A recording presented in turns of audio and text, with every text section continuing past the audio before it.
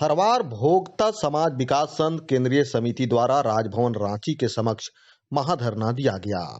इस महाधरना को केंद्रीय अध्यक्ष दर्शन गंझू, संरक्षक योधेश्वर सिंह भोक्ता, झलकू गंझू, कोलेश्वर गंझू, रामदेव सिंह भोक्ता, विजय सिंह भोक्ता, उमेश सिंह भोक्ता, बिगन सिंह भोक्ता, रतिया गंझू, भोला प्रधान, रामलखन गंझू, तारामणि देवी, रितिका भोक्ता, कलावती देवी, अदालत देशवाली, घुंसी सिंह सहित कई लोगों ने संबोधित किया।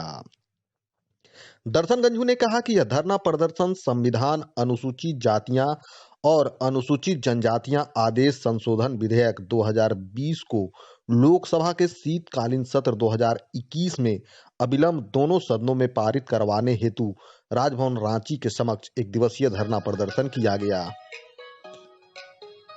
अगर भोक्ता समुदाय को अनुसूचित जनजाति में शामिल नहीं किया गया तो जोरदार आंदोलन किया जाएगा। कार्यक्रम की अध्यक्षता केंद्रीय अध्यक्ष दर्शन गंझू तथा संचालन उमेश सिंह भोक्ता ने किया। इस धरना में खलारी, पिपरवार सहित खूंटी, सिमडेगा, गुमला, लातेहार, चतरा, हजारीबाग, बोकारो, धनबाद सहित कई जिलों के हजारों लोग शामिल हुए। ऐसे नेता और ऐसे हमारे देश के गद्दार मंत्री को हम भोक्ता समाज कभी माफ नहीं कर सकती है। इसलिए तमाम क्षेत्र के हमारे समाज बंधु हम लोग एक यहाँ के तरह हम लोग हमको जगह जगह पर रह करके आदिवासी और हरिजन का दर्जा दिया गया और हम लोग इसी में हम लोग अपने को एकजुटता कर करके और हम लोग आगे अपना आवाज को बुलंद करते हुए हम लोग दिल्ली सरकार तक हम लोग अपना आवाज को बुलंद करेंगे। इसी चंद शब्दों के जगह जगह पर अपनी खून की कुर्बानी दिया है, अपनी जान की आहुति दी है और देश आजादी में 1857 से लेकर 1947 तक जब देश की आजादी में हमारे पूर्वजों ने आहुति दी है, बलिदान दिया है, इसके मतलब है कि एवज में हमको सम्मान मिलना चाहिए। लेकिन 1950 में हमें अपमान के दृष्टि से अनुसूचित जाति में डाल दिया गया।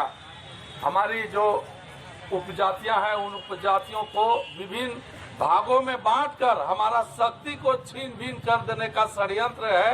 उस समय जो सत्ता और शासन में आए हुए लोग जो हमारे जल जंगल जमीन और हमारे पूर्वजों का जो संपत्ति है उसमें उन लोग का नजर था कि इन लोग को लूटने के लिए, इन लोग को जमीन जगह से जल जंगल जमीन से बेदखल करने के लिए साजिश और षड्यंत्र के तहत हम लोगों को है अनुसूचित जाति में, कुछ को जनरल में कैटेगरी में रख कर हमारे समाज को जो हमारा एकता था, खरवार समाज का जो एकता था उसको तोड़ने का षड्यंत्र और साजिश किया गया ताकि जो आज देश के राजनीतिक परिस्थिति में और आज राज्य के निर्माण में हमारा जो समाज का भूमिका रहा है उसका राजनीतिक पकड़ का जिस जोश और खरोश के साथ तमाम माताएं, बहनें, नौजवान दोस्त राजभवन के समक्ष धरना में उपस्थित हुए हैं, जिस प्रकार आप लोगों ने एकजुटता का परिचय दिया है, मैं हृदय से आप लोगों को नमन करता हूं, वंदन करता हूं।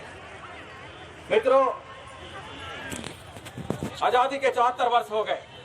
आज भी हम लोग अपने पहचान के लिए संघर्षरत हैं। हमारा पहचान क्या है?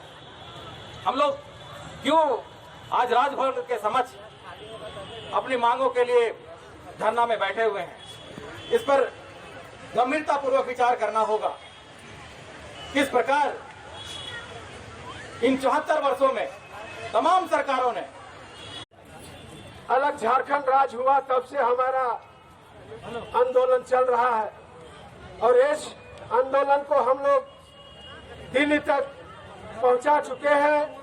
और जैसा कि आप लोग को पूर्व वक्ताओं से मालूम होगा कि हम लोग को 16वां लोकसभा में हम लोगों का अपना बिल पारित हो गया था। मतलब हम लोगों को मान लिया गया था कि हम लोग आदिवासी हैं।